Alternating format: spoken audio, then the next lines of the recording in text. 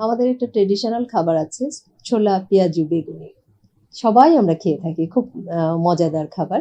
আসসালামু আলাইকুম। পবিত্র রমজানের শুভেচ্ছা সবাইকে। রমজান মাস শুরু হয়ে গেল। আমাদের সবাইকে সুষম এবং সুনিয়ন্ত্রিতভাবে খাদ্য ব্যবস্থা মেনে সুস্থ থাকতে হবে। সেইজন্য শুরুতেই ইফতার কি হবে সেটার ব্যাপারে আমাদেরকে সচেতন হতে হবে। ইফতারে আমাদের খেয়াল রাখতে হবে পানীয়র দিকটা। কারণ ইফতার থেকে সেহরি এই খুব অল্প সময়ের মধ্যে যেন দেহ ডিহাইড্রেট না হয়ে যায় সেই ব্যাপারে খেয়াল রাখতে হবে। প্রথমে আমরা যদি ২-৩ টা খেজুর এবং পানি দিয়ে ইফতার শুরু করি সেটা হয়ে যাবে স্বাস্থ্যসম্মত।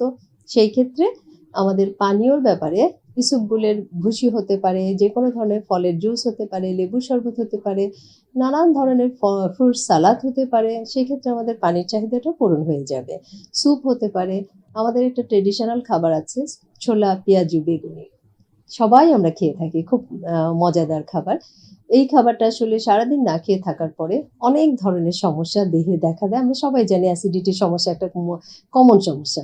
তা আমরা চাইবো যে এখন সচেতনতার সময় আমরা যেন এটা একটু পরিহার করে দুধের তৈরি প্রোডাক্ট এবং নানান ধরনের সহজপাচ্য কার্বোহাইড্রেট আছে সেই খাবারটা দিয়ে যেন আমরা ইফতার শুরু করি। তাহলে সবাই ভালো থাকবে এবং পুরো রোজার মাসটা স্বাস্থ্যসম্মত উপায়েই আমাদের শরীর ভালো থাকবে, রোজাও কমপ্লিট করা যাবে।